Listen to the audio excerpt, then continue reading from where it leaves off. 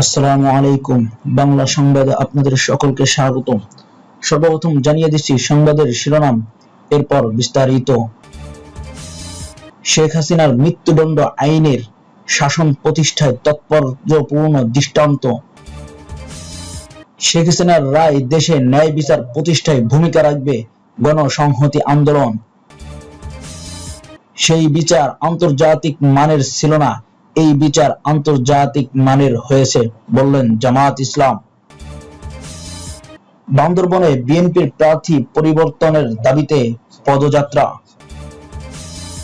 এত সময় শুনছিলেন সংবাদের শিরোনাম, এবার জানিয়ে দিব বিস্তারিত।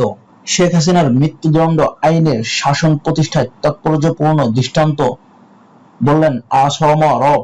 জুলাই গণঅভ্যুত্থানের সময় সংগঠিত মানব বিরোধী অপরাধের মামলায় ক্ষমতাচ্যুত প্রধানমন্ত্রী শেখ হাসিনার মৃত্যুদণ্ড দেশকে আইনের শাসন প্রতিষ্ঠায় তাৎপর্যপূর্ণ দৃষ্টান্ত বলে মন্তব্য করেছেন জাতীয় সমাজতান্ত্রিক দলের জেএসডি সভাপতি আসম আব্দুর রব।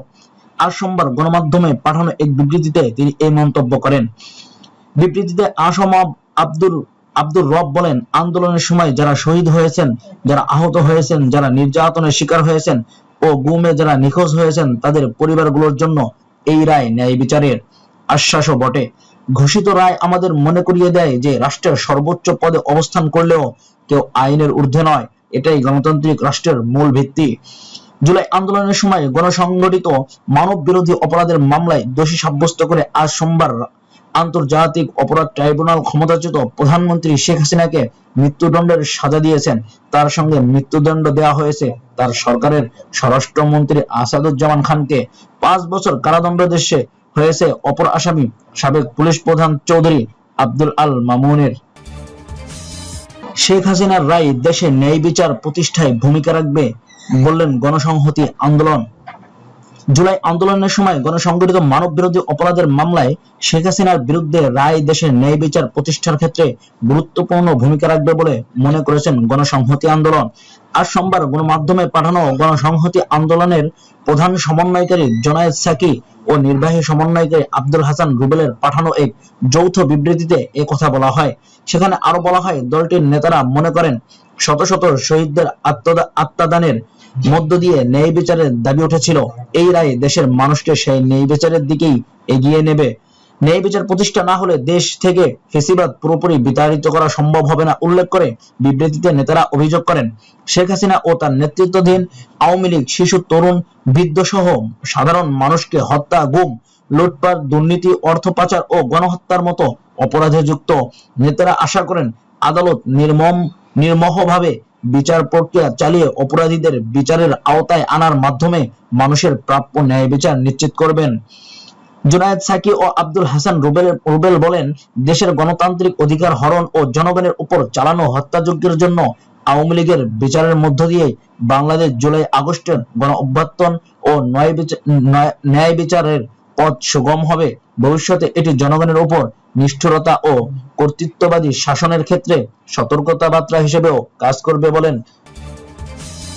সেই বিচার আন্তর্জাতিক মানের ছিল না, এই বিচার আন্তর্জাতিক মানের হয়েছে বললেন জামায়াতে ইসলাম।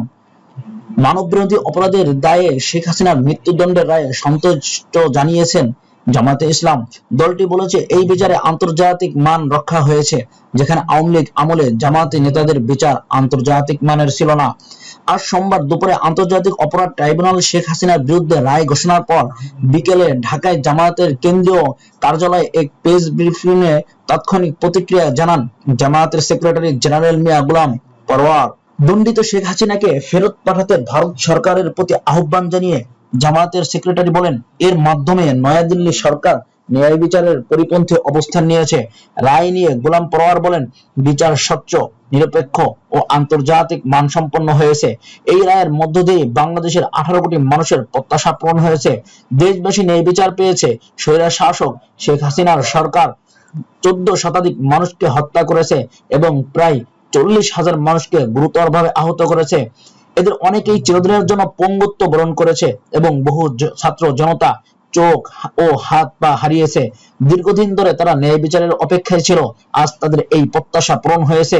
গোলাম পরোয়ার আশা প্রকাশ করেন, শাপলা হত্যাকাণ্ড, গুম এবং ক্রসফায়ারের মাধ্যমে হত্যাসহ অন্য সব অপরাধের বিচার ও দূরত্ব হবে। বান্দরবনে বিএনপির প্রার্থী পরিবর্তনের দাবিতে পদযাত্রা। জাতীয় সংসদ নির্বাচনে বান্দরবনের জেলা বিএনপি থেকে সাঞ্চিক গ্রুপ জেরির দলীয় প্রার্থিতা বাতিল করে জাবেদ রেজাকে প্রার্থী ঘোষণার দাবিতে জেলা শহরে আজ সোমবার পদযাত্রা ও সমাবেশ করেছে দলটির একটি পক্ষ। কর্মসূচিতে ময়মনসিংহ জাবেদ রেজা পক্ষের বিএনপির নেতা কর্মীরা ভারপ্রাপ্ত দলীয় চেয়ারপারসনের কাছে দলীয় প্রার্থীর পরিবর্তনের দাবি জানান। আজ বিকেল 11টায় জাবেদ পক্ষের কয়েকশো নেতাকর্মী জেলা শহরের বিভিন্ন সড়কে পদযাত্রা করেন। তারা পদযাত্রা শেষে প্রেস ক্লাব চত্বরে এসে সমাবেশে মিলিত হন।